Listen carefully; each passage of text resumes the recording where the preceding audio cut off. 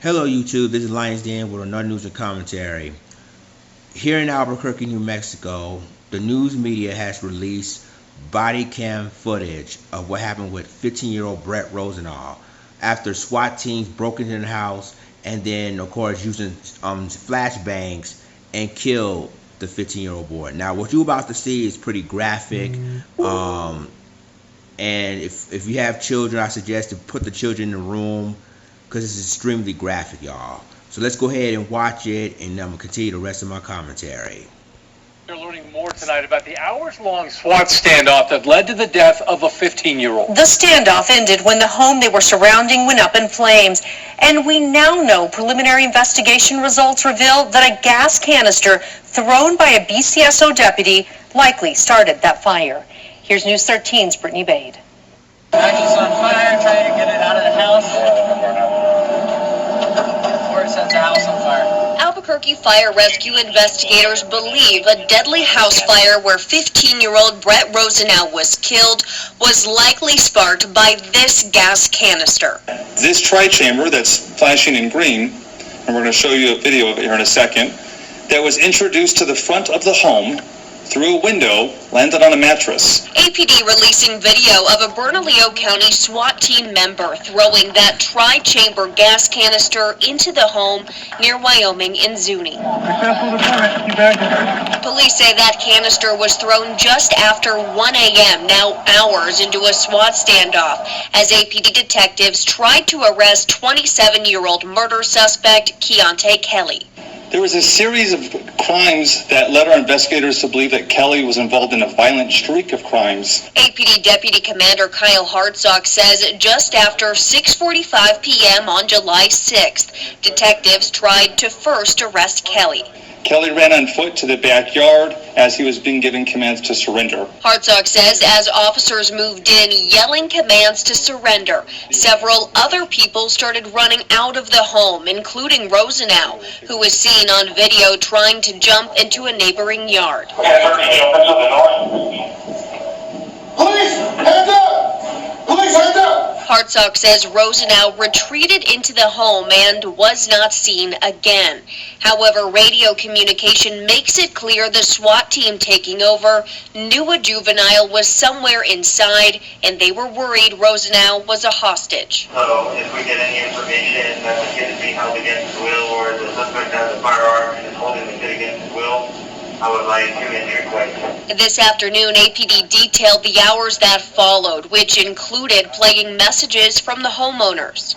Key, this is Mama Bear. I need you to get yourself up. We're all sitting out here waiting for you to come out. Okay?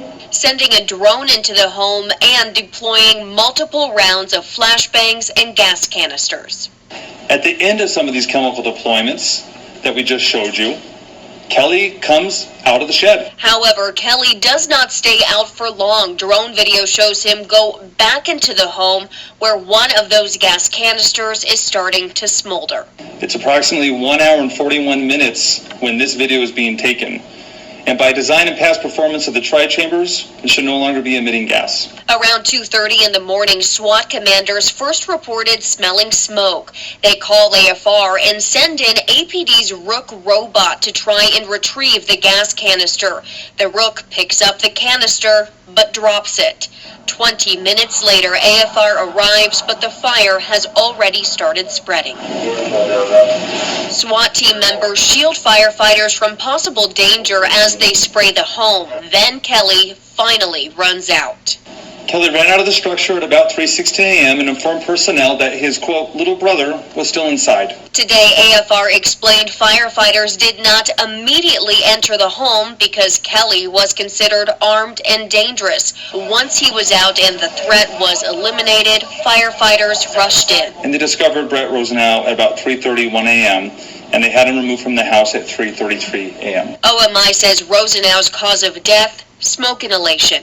APD is still investigating how Rosenau knew Kelly and if anything, person or object was keeping Rosenau inside the home against his will. It's hard to 100% answer that, but when Albuquerque Fire Rescue found him, they're able to extract him from the house very quickly. Brittany Bade, KRQE News 13. APD Chief Harold Medina says they take full responsibility for the incident, even though it was BCSO who deployed the canister.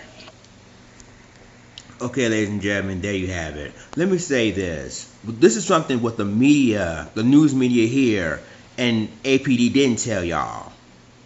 What they didn't tell y'all is that SWAT teams, and then, like I said, they using flashbangs and body canisters to kill that 15-year-old boy. Now, they probably gonna say they doing it to get Quaney Kelly out, right?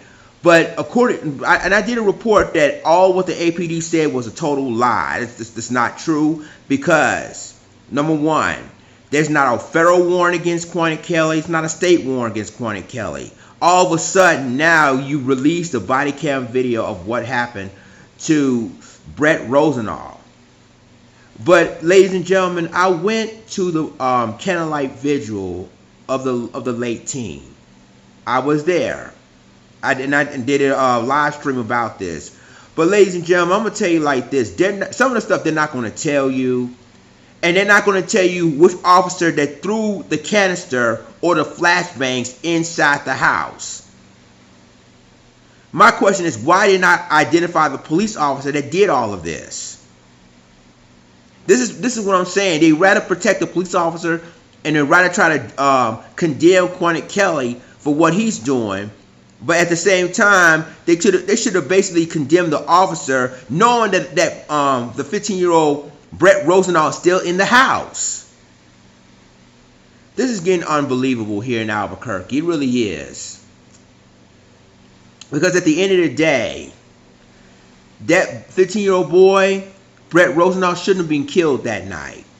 And police should have been warned that a 15-year-old boy is still in the house, and they should have do it in a different way. But unfortunately, they didn't do that in this case. So YouTube, tell me what you think about this video. I'm telling you like this, that there are more questions than answers. And my thing is, I mean, they said that police officer placed on administrative leave. They still haven't identified the SWAT team, the police officer that was responsible in Brett Rosenau's death. You know, it's just ridiculous. So let me know what you think. Like, click subscribe, and remember to click the notification bell for all the news and commentary. That being said, this is Lionsden signing off. Deuces.